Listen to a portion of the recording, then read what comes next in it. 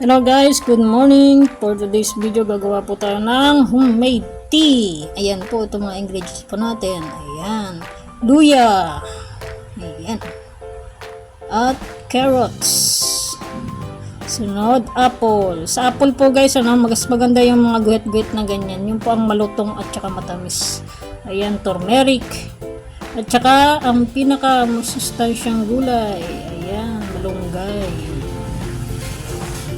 Yan po ang ingredients natin. At kailangan din po natin ng blender. Yan. Kasi diyan po natin tutunawin lahat ng ingredients para gawing tea. Ayan. Kailangan po natin silang hiwa-hiwain. Ayan. Unahin natin yung turmeric, luyang dilaw. Guys, nakakatulong po siya na makaiwas sa sakit sa puso. Ayan. Mampababa ng kolesterol. Ayan, gamot sa arthritis at gout. Yan, sa may mga gout po, mas maganda po siya. Gamot din po siya sa kabag. Gamot sa sipon at ubo, pati na po sa may mga hika, Yan, turmeric, mas maganda po yan. Mayaman sa antioxidant po yan, sa vitamins at saka minerals. Pampalakas ng immune system. Palaban din po yan sa cancer at saka yung luya. Yan po, gamot din po yan sa arthritis. Mayaman po yan sa medical properties. Nakatulong sa may mga diabetes. Gamot din po yan sa muscle. May mga muscle cramps po. So may mga, lalo po sa may mga yung mga dinidysmenorrhea po. Maganda po yan. May taglay din po yan na panlaban sa cancer. Ayun. Cancer na naman. Yan, hiwa-hiwain lang po natin ng maliliit. Yan. Sunod natin yung carrots.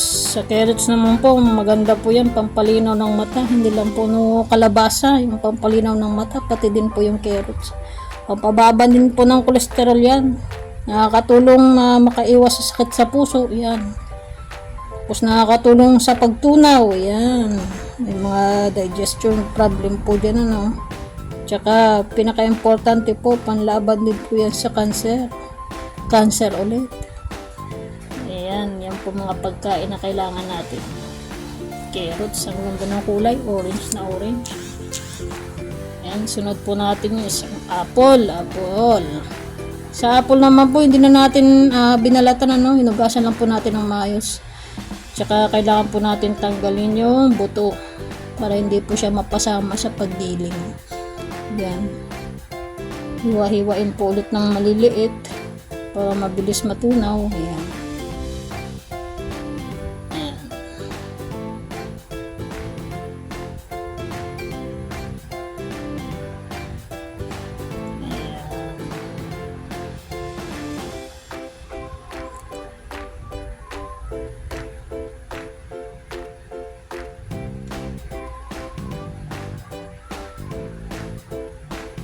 Sabi nga, ang apple everyday makes a doctor's away. Tama ba?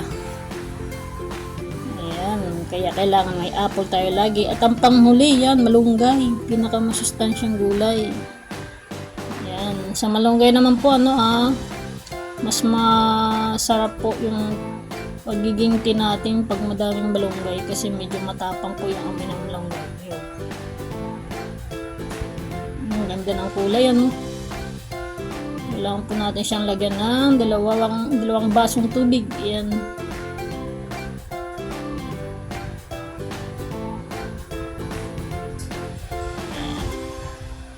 Yan. Takpan na po natin.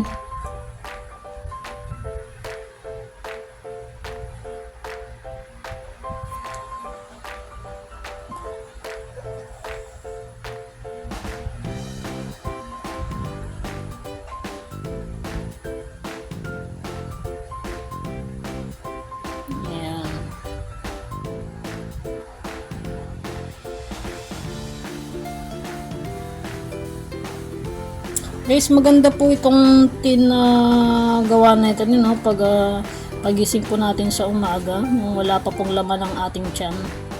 Ito po yung magandang inumin natin. Inumin muna natin bago pa tayo kumain ng ating almusal. Dagdagan po natin ng konting tubig dahil natutunaw ng ating mga ingredients. Medyo sumisikip na sila. haluin ng konti. Ayan, dagdagan po natin ng tubig para smooth po ulit yung kanyang andar. Ayan. Pagising po natin sa umaga, mas maganda po kung uminom tayo ng isang basong tubig. Tsaka after mga 5 or 10 minutes, kailangan po natin maglaga ng tubig, magpainit ng tubig pala. Ng kahit isang tasang mainit na tubig. Doon po natin yan ihahalo para gawin po nating tea. Yun po ang maganda po sa umaga, no? Yun po ang magandang inumin natin sa umaga sa paggising po natin na wala pa pong laman ang tiyan. Ayan guys. Okay guys, tapos na siya mag-blender. Kailangan po natin ganitong lalagyan, no? Para po ma-preserve natin siya sa ayan, dyan po natin ibubuhos. Ayan. Para po sa araw-araw, pagising natin sa umaga na tayo makapagpakulo na ng tubig, ano, mga isang tasang mainit na tubig. Kuha lang po tayo ng isang cube yan. Yun po ang ilagay natin dun sa ating isang tasang mainit na tubig. Ayan.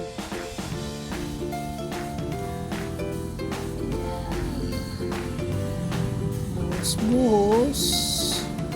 Maganda po siyang inumin guys, no, pag gising natin sa umaga na wala pang laman ng ating tiyan. Yun po, maganda po siyang inumin. Ayan po siya guys, ang ganda ng kulay. Ayan, takpan na po natin, at pag nagustuhan nyo po aking video, paki-like and share para po makatulong sa iba.